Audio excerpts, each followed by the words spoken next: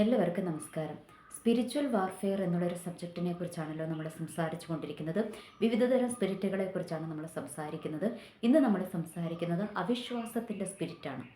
Okay, അപ്പോൾ ഈ അവിശ്വാസം എന്ന് പറഞ്ഞാൽ എന്താണെന്ന് നമ്മൾക്കറിയാം. വിശ്വസിക്കാൻ കഴിയാത്ത സാഹചര്യം അല്ലേ? ഈ ക്രിസ്ത്യൻ ലൈഫ് എന്ന് പറയുന്നത് എന്താണ്? വിശ്വാസത്തിൽ അധിഷ്ഠിതമാണ് അല്ലേ?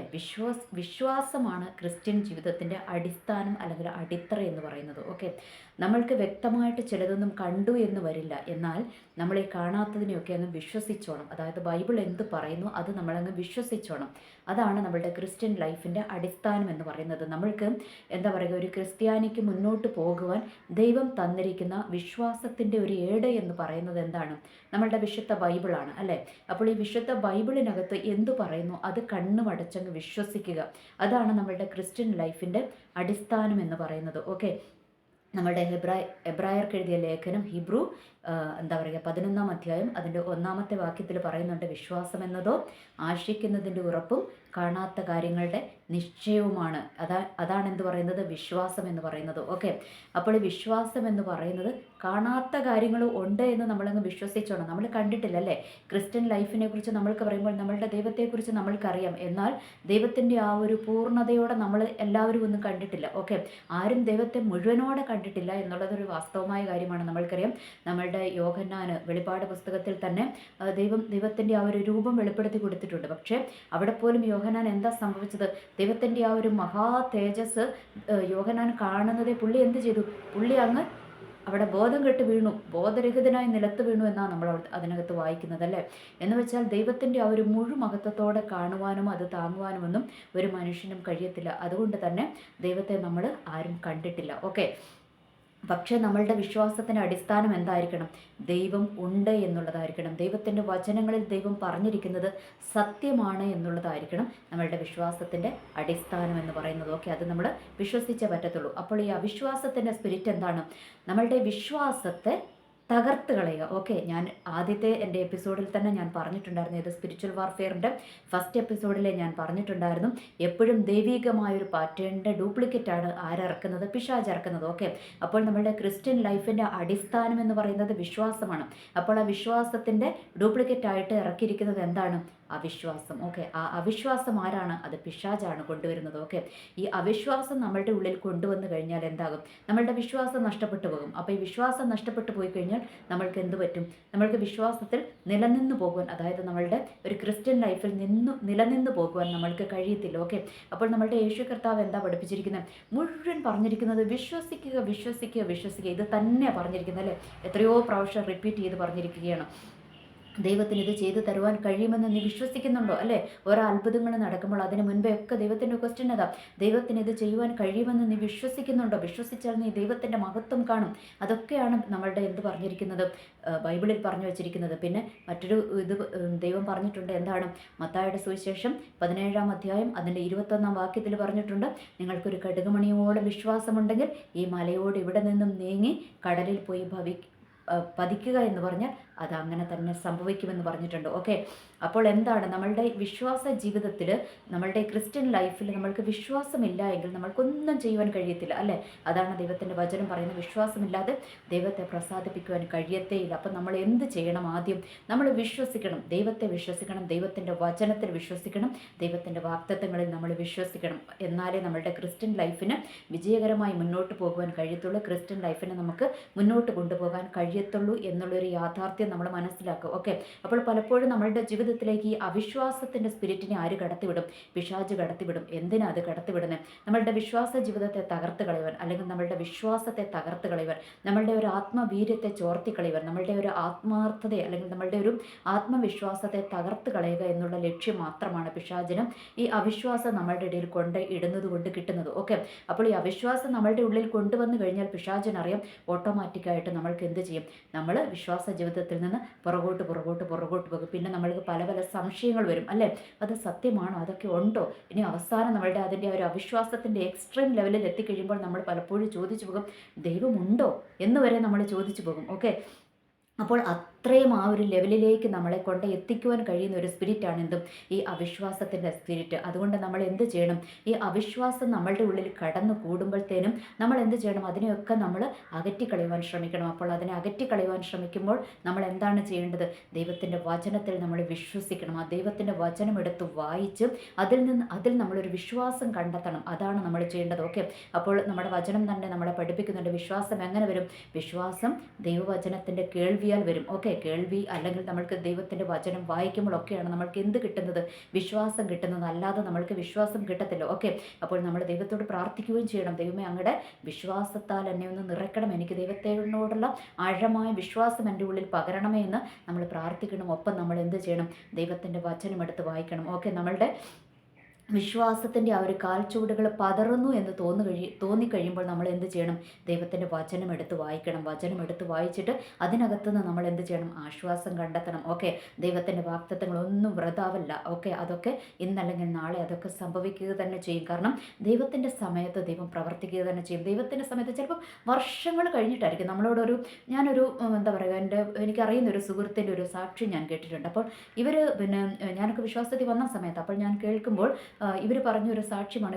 ഇവർക്കൊരു 2 വീലർ വളരെ എമർജൻസിയാണ്. ഓക്കെ, അപ്പോൾ 2 വീലർ നിങ്ങൾക്ക് 2 വീലർ തരും. അന്ന് ഇവർ നടന്നൊക്കെയാണ് ചർച്ചിൽ വരുന്നത്. ഓക്കെ, അപ്പോൾ ഇവരോട് പറഞ്ഞു നിങ്ങൾക്ക് ദൈവം ഒരു 2 വീലർ തരുമെന്ന് പറഞ്ഞു. ഓക്കെ, എന്നിട്ട് 18 വർഷം കഴിഞ്ഞിട്ടാണ് ഇവർക്ക് ആ ഒരു 2 വീലർ കിട്ടുന്നത് എന്നുള്ളൊരു സാക്ഷി ഞാൻ കേൾക്കുവാനിടയായി തീർന്നു. ഓക്കെ, അപ്പോൾ ഞാൻ അന്ന് വിശ്വാസത്തിൽ വന്നിട്ടില്ലയുള്ളൂ. അപ്പം ഞാൻ വിചാരിച്ചു, എൻ്റെ ദൈവമേ, 18 വർഷമൊക്കെ കാത്തിരിക്കണം ഒരു 2 വീലർ കിട്ടാൻ വേണ്ടിയിട്ടെന്നൊക്കെ ഞാൻ ആഗ്രഹിച്ചു. ഞാൻ അങ്ങനെ ദൈവത്തോട് അങ്ങനെ ഞാൻ മനസ്സിൽ ഇങ്ങനെ ചോദിച്ചു പോയി. ഓക്കെ, പക്ഷേ ദൈവത്തിൻ്റെ സമയത്ത് അപ്പോൾ അവർ അതിൻ്റെ കൂട്ടത്തിൽ പറഞ്ഞ ഒരു സാക്ഷ്യം കൂടിയുണ്ട്.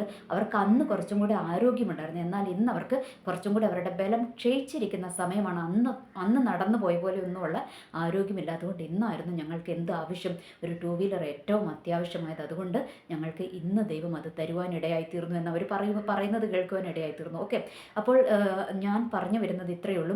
നമ്മൾക്ക് ആവശ്യമുള്ള സമയത്തായിരിക്കും, അല്ലെങ്കിൽ ദൈവം നമ്മളോടൊരു വാഗ്ദത്തം പറഞ്ഞിട്ട് ചിലപ്പോൾ അത് പെട്ടെന്ന് തന്നെ നിറവേറും, ചിലപ്പോൾ അത് കുറേ കഴിഞ്ഞിട്ടായിരിക്കും നിറവേറുന്നത്. ഓക്കെ, അപ്പോൾ അതൊക്കെ ഏത് സമയത്താണ് നമ്മൾക്ക് ആവശ്യമുള്ളതെന്ന് ദൈവത്തിന് നന്നായിട്ട് അറിയാം. അതുകൊണ്ടാണ് ദൈവം ആ സമയങ്ങളിലായിരിക്കും നമ്മൾക്കത് ലഭിക്കുന്നത്. ഓക്കെ, പിന്നെ നമ്മൾ എന്ത് ചെയ്യണം? നമ്മളുടെ വിശ്വാസം വർദ്ധിപ്പിക്കണം. അല്ലാതെ നമ്മൾ ദൈവം ഒരു വാഗ്ദത്തം പറഞ്ഞിട്ട് നമ്മളത് കേട്ട് കിട്ടിയാൽ കിട്ടട്ടെ എന്നുള്ള മട്ടിലിരുന്നാൽ ചിലപ്പോൾ അത് വീണ്ടും വീണ്ടും ദൈവം പറഞ്ഞത് മാറത്തില്ല. പക്ഷേ അത് ചിലപ്പോൾ ലേറ്റായി പോകാനുള്ള ചാൻസും ഉണ്ട്. അതുകൊണ്ട് നമ്മൾ എന്ത് ചെയ്യണം? നമ്മൾ ആ വാഗ്ദത്തം വെച്ച് പ്രാർത്ഥിക്കണം. നമ്മൾ അതിനുവേണ്ടി വിശ്വാസത്തോടെ കാത്തിരിക്കണം. ഓക്കെ, അപ്പോൾ നമ്മൾ വിശ്വാസത്തോടെ കാത്തിരുന്ന് കഴിയുമ്പോഴാണ് എന്ത് ലഭിക്കുന്നത്? ആ വാഗ്ദത്തം എത്രയും പെട്ടെന്ന് നമ്മളുടെ ജീവിതത്തിൽ ദൈവത്തിൻ്റെ സമയത്ത് അത് നിറവേറുക തന്നെ ചെയ്യുന്നത്. ഓക്കെ, അപ്പോൾ ഞാൻ പറഞ്ഞു വന്നത് ഈ അവിശ്വാസം എന്ന് പറയുന്നത് നമ്മൾക്ക് കേൾക്കുമ്പോൾ അത് ചെറുതായിട്ട് തോന്നും. ഓക്കെ, അതുകൊണ്ട് നമ്മൾ അതിനെ കരുതിയിരിക്കണം കേട്ടോ. കാരണം ഇന്ന് സോഷ്യൽ മീഡിയ എടുത്താൽ നമ്മളുടെ എല്ലായിടത്തും ഇന്ന് അവിശ്വാസത്തിൻ്റെ ആ ഒരു സ്പിരിറ്റിനെ കടത്തി വിടുവാനുള്ള ഇഷ്ടം പോലെ പരിപാടികൾ അതിനകത്തുണ്ട്. പോസ്റ്റുകളായിട്ടും ഡിബേറ്റുകളായിട്ടും ഒക്കെ ഇഷ്ടം പോലെ നടക്കുന്നുണ്ട്. പ്രത്യേകിച്ച് നമ്മൾ ഇവരിൽ നിന്ന് ഒഴിഞ്ഞിരിക്കണം. ആരാണെന്നറിയാമോ? ഈ എത്തിസ്റ്റുകൾ. അതായത് ദൈവമില്ല, ദൈവത്തിൻ്റെ വചനത്തിലൊന്നുമില്ല എന്നൊക്കെ പറഞ്ഞുകൊണ്ട് ഇങ്ങനെ ചുമ്മാ അവരാരെയും വിശ്വസിക്കുന്നതെന്ന് അവർക്കും വലിയ ഉറപ്പൊന്നുമില്ല കേട്ടോ. അവരെന്താ പറയുന്നതെന്ന് അവർക്ക് ഉറപ്പില്ല. കാരണം അവരും ഒരു കാലത്ത് വിശ്വാസികളായിരുന്നു. അതിനുശേഷം അവർ വല്ലാതെ ആഗ്രഹിച്ചിട്ട് ഒന്നും കിട്ടാതെ പോയത് കൊണ്ടൊക്കെ ആയിരിക്കാം അവർ അവിശ്വാസികളായി മാറിയത്. അങ്ങനെയാണ് അവർ ഇന്നത്തെ എത്തിസ്റ്റൊക്കെ ആയിട്ട് മാറിയിരിക്കുന്നത്. ഓക്കെ, അപ്പോൾ നമ്മൾക്കറിയാം ഇന്നത്തെ വിശ്വാസ കോളം എടുത്താലും നമ്മുടെ ക്രിസ്ത്യൻ വിശ്വാസ കോളം എടുത്താലും 50% വിശ്വാസികളും എന്താണ്? അല്പവിശ്വാസികൾ, ഞാൻ ഉൾപ്പെടെ. ഓക്കെ, അപ്പോൾ നമ്മളൊക്കെ അല്പവിശ്വാസികൾ. അപ്പം നമ്മൾ എന്ത് ചെയ്യണം? നമ്മളുടെ വിശ്വാസത്തെ കെടുത്തുന്നത് എന്തെങ്കിലും വരുന്നുണ്ടെങ്കിൽ അതിൽ നിന്നൊക്കെ നമ്മൾ മാറിയിരിക്കാൻ ശ്രദ്ധിക്കണം. അല്ലെങ്കിൽ എന്താണെന്നറിയാമോ?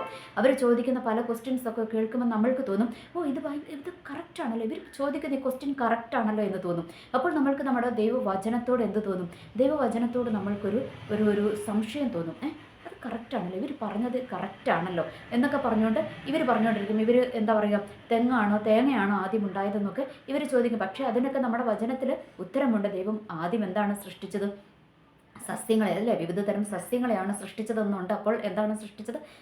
തെങ്ങ് തന്നെയാണ് ആദ്യം സൃഷ്ടിച്ചത്, അത് കഴിഞ്ഞിട്ടാണ് എന്തുണ്ടായത്, തേങ്ങ ഉണ്ടായത് എന്നുള്ളതൊക്കെ നമ്മൾക്ക് വചനം വായിച്ചാൽ മനസ്സിലാകും. പിന്നെ നമ്മൾ അറിഞ്ഞിരിക്കേണ്ട ഒരു മെയിൻ പോയിന്റ് എന്താണെന്ന് വെച്ചാൽ, നമ്മളുടെ യോഹന്നാൻ അപ്പസ്തോലൻ എഴുതി വെച്ചിട്ടുണ്ട്, ഇതിനകത്ത് ഉൾക്കൊള്ളുവാൻ പറ്റാത്ത ഒരുപാട് കാര്യങ്ങൾ ഇനിയും ഞങ്ങൾക്കൊക്കെ അറിയാം, ദൈവം ചെയ്തിട്ടുണ്ട്, ദൈവം ഞങ്ങൾക്ക് പറഞ്ഞു തന്നിട്ടുണ്ട്. ഓക്കെ, അത് മുഴുവൻ ഇതിനകത്ത് എഴുതി തീർത്താൽ ഇതൊന്നും മതിയാകത്തില്ല. അതൊന്നും ഗ്രഹിക്കുവാൻ പോയിട്ട് അതൊന്നും വായിച്ച് തീർക്കുവാൻ പോലും നിങ്ങൾക്ക് ആർക്കും കഴിയത്തില്ല. അതുകൊണ്ട് നമ്മളുടെ ഒരു വിശ്വാസ ജീവിതത്തിന് ആവശ്യമുള്ളത് മാത്രം ഇതിനകത്ത് എഴുതി വെച്ചിട്ടുണ്ട്. അപ്പോൾ ചിലതിനൊക്കെ നമ്മൾക്ക് ചിലപ്പോൾ ഉത്തരം നമ്മളുടെ വിശുദ്ധ ബൈബിളിനകത്ത് ചിലപ്പോൾ നമ്മൾക്ക് കാണുന്നുണ്ടാകില്ല. ഓക്കെ, ചിലതിനൊക്കെ, അതായത് പഴയ നിയമത്തിലൊക്കെ ഒട്ടൊക്കെ പോയി കഴിയുമ്പോൾ ചിലതിനൊക്കെ നമ്മൾക്ക് ഉത്തരം ഉണ്ടാകത്തില്ല. പക്ഷേ ദൈവത്തിൻ്റെ കയ്യിൽ അതിനൊക്കെ ഉത്തരമുണ്ട് കേട്ടോ.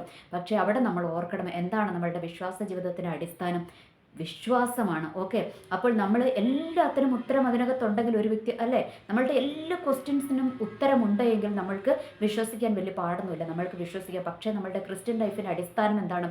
കാണാത്ത കാര്യങ്ങൾ നമ്മൾ വിശ്വസിച്ചോണം. അപ്പോൾ നമ്മളുടെ ആ ഒരു വിശ്വാസത്തിന് വേണ്ടിയിട്ടാണ് എല്ലാത്തിനുമുള്ള ഒരു ഉത്തരം ഒരുപക്ഷെ നമ്മൾക്ക് നമ്മളുടെ ദൈവവചനത്തിൽ നിന്ന് കണ്ടെത്തുവാൻ കഴിയാത്തത് എന്നുള്ള കാര്യം നമ്മൾ ഓർക്കുക. ഞാൻ പറഞ്ഞു വരുന്നത്, പഴയ നിയമത്തിലൊക്കെ ചിലതൊക്കെ വായിക്കുമ്പോൾ നമ്മൾക്ക് ചിലതിനൊന്നും ഉത്തരം നമ്മൾക്ക് കിട്ടത്തില്ല, ചില ക്വസ്റ്റ്യൻസ് ഒക്കെ നമ്മൾക്ക് വരും, അപ്പോൾ അതിന് ഉത്തരം കിട്ടത്തില്ല. അപ്പോൾ അതിന് ഞാൻ സിമ്പിളായിട്ടൊരു ആൻസർ പറഞ്ഞു തരാം. ഇത്രയേ ഉള്ളൂ അതിനകത്തെ കാര്യം. നമ്മളുടെ വിശ്വാസം എന്താണ്? കാണാത്ത കാര്യങ്ങൾ വിശ്വസിക്കുക എന്നുള്ളതാണ്. അതുകൊണ്ട് നമ്മളുടെ വിശ്വാസ ജീവിതം ശോധനയുടെ കാലഘട്ടമാണ്. ഓക്കെ, നമ്മളുടെ വിശ്വാസം നമ്മൾ കളയാതെ നമ്മൾ ആ ഉള്ളതിൽ കൊണ്ട്, അതായത് നമ്മളുടെ വചനത്തിൽ നമ്മൾക്ക് വേണ്ടുന്നതൊക്കെ ഉണ്ട്. ഓക്കെ, അതിനകത്തുള്ള ഒക്കെ വിശ്വസിച്ച് നമ്മളങ്ങ് മുന്നോട്ട് പോകുക. അതിനപ്പുറമുള്ള കാര്യങ്ങളെക്കുറിച്ച് നമ്മൾ എന്താണ്, അതൊക്കെ ദൈവത്തിന് അറിയാം. എല്ലാത്തിൻ്റെ ഉത്തരം ദൈവത്തിൻ്റെ കരത്തിലുണ്ട്. ദൈവം എല്ലാം ഇങ്ങനെ പകുതി ആക്കി നിർത്തിയിട്ട് പോകുന്ന ദൈവമൊന്നുമല്ല, ദൈവത്തിന് അറിയാം. ഓക്കെ, അപ്പോൾ ദൈവത്തിന് എല്ലാത്തിനും ഉത്തരമുണ്ട്. പക്ഷേ ഇതിനകത്ത് പലതിൻ്റെയും ഉത്തരം എനിക്ക് കണ്ടെത്തുവാൻ അല്ലെങ്കിൽ നിങ്ങൾക്ക് കണ്ടെത്തുവാൻ കഴിയാത്തതിൻ്റെ കാര്യം, അത് നമ്മളുടെ വിശ്വാസത്തിൽ നമ്മൾ നിലനിന്ന് പോകുവാൻ ദൈവം നമ്മളുടെ ജീവിതത്തിൽ ഒരു പോയിന്റ് വെച്ചിരിക്കുകയാണെന്ന് മാത്രം നമ്മൾ ധരിച്ചാൽ മതി കേട്ടോ. അതുകൊണ്ട് നമ്മൾക്ക് ചിലതിനൊന്നും ഉത്തരം കിട്ടിയില്ല എങ്കിൽ നമ്മൾ ഭാരപ്പെടേണ്ട കാര്യമില്ല. അത് നമ്മളുടെ വിശ്വാസ ജീവിതത്തിൻ്റെ തീവ്രത ദൈവമൊന്ന് അളക്കുന്നതാണ്. അല്ലെങ്കിൽ നമ്മളുടെ വിശ്വാസ ജീവിതം തകർന്നു പോകാതെ മുന്നോട്ട് പോകുവാൻ, അല്ലെങ്കിൽ വിശ്വാസ ജീവിതത്തിൽ നമ്മൾ സ്ട്രോങ് ആയിട്ട് മുന്നോട്ട് പോകുവാൻ ദൈവം ഇട്ടിരിക്കുന്ന ചില ക്വസ്റ്റ്യൻ മാർക്കുകളാണ് എന്നുള്ള കാര്യം നമ്മൾ മറക്കാതിരിക്കുക. അതാണ് എനിക്കിതിനകത്ത് പറയാനുള്ളത്. അപ്പോൾ ഓർക്കുക, നമ്മളുടെ അവിശ്വാസത്തിൻ്റെ സ്പിരിറ്റ് നമ്മളുടെ ഉള്ളിലോട്ട് കടന്നു വരുന്നു എന്ന് തോന്നിക്കഴിയുമ്പോൾ നമ്മൾ എന്ത് ചെയ്യണം? അതിനെ ശാസിച്ച് പുറത്താക്കാൻ ശ്രമിക്കണം. അതിൽ നിന്ന് നമ്മൾ വിട്ടൊഴിഞ്ഞ് ിരിക്കണം. ഓക്കെ, അവിശ്വാസം വരുന്ന മാധ്യമങ്ങൾ നമ്മൾ എന്ത് ചെയ്യണം? ഒഴിവാക്കണം. ഓക്കെ, അങ്ങനെയുള്ളവർ പോസ്റ്റുകളും അങ്ങനെയുള്ള പേജുകളിലോട്ടൊന്നും നമ്മൾ പോകാതിരിക്കുക. അങ്ങനെയുള്ള അവിശ്വാസികളായിട്ടുള്ള ആൾക്കാരുടെ വാക്കുകളൊക്കെ നമ്മളിങ്ങനെ കേൾക്കാതെ ഇരിക്കുക. അങ്ങനത്തെ അൺഒഫീഷ്യൽ ആയിട്ടുള്ള, അതായത് നമ്മൾക്ക് ഒരു ഉപകാരവും ഇല്ലാത്ത ആർഗ്യുമെൻസുകളിൽ നമ്മൾ ചെന്ന് ചാടാതിരിക്കുക. ഓക്കെ, അപ്പോൾ ബാക്കി ഉള്ളത് എന്ത് ചെയ്യണം? നമ്മൾ വചനം വായിക്കുക, ദൈവത്തിൻ്റെ വചനം കേൾക്കുക, പ്രാർത്ഥിക്കുക. ഇതൊക്കെ ചെയ്തു കഴിയുമ്പോൾ നമ്മളുടെ വിശ്വാസം വീണ്ടും എന്ത് ചെയ്യും? ശക്തിപ്പെടുക തന്നെ ചെയ്യും. ഓർക്കുക, ക്രിസ്ത്യൻ ലൈഫിൻ്റെ അടിസ്ഥാനം എന്ന് പറയുന്നത് വിശ്വാസമാണ്. വിശ്വസിക്കാതെ നമ്മൾക്ക് മുന്നോട്ട് പോകുവാൻ കഴിയത്തില്ല. ഒന്നാമത്തെ കാര്യം, നമ്മൾ ദൈവത്തിൽ വിശ്വസിക്കണം. രണ്ടാമത്, നമ്മളുടെ ദൈവത്തിന് എന്തും സാധ്യമാണ് എന്ന് നമ്മൾ വിശ്വസിക്കണം. മൂന്നാമത്, നമ്മൾ ദൈവത്തിൻ്റെ വചനത്തിൽ വിശ്വസിക്കണം. ഓക്കെ, അപ്പോൾ ഈ വിശ്വാസം നമ്മളുടെ ജീവിതത്തിൽ ഉള്ളിടത്തോളം കാലം, ഈ വിശ്വാസം നഷ്ടപ്പെടാതിരിക്കുന്നിടത്തോളം കാലം നമ്മളുടെ വിശ്വാസ ജീവിതത്തിന് യാതൊരു കോട്ടവും വരുത്തില്ല എന്നുള്ള കാര്യം കൂടി ഓർക്കുക. അവിശ്വാസത്തെ ദൂരെ എറിയുക, വിശ്വാസത്തോടെ മുന്നോട്ട് പോകുവാൻ ദൈവം നമ്മൾക്ക് ശക്തി തരട്ടെ. എനിവേ, എല്ലാവർക്കും നല്ലൊരു ദിവസം ആശംസിക്കുന്നു. നന്ദി, നമസ്കാരം.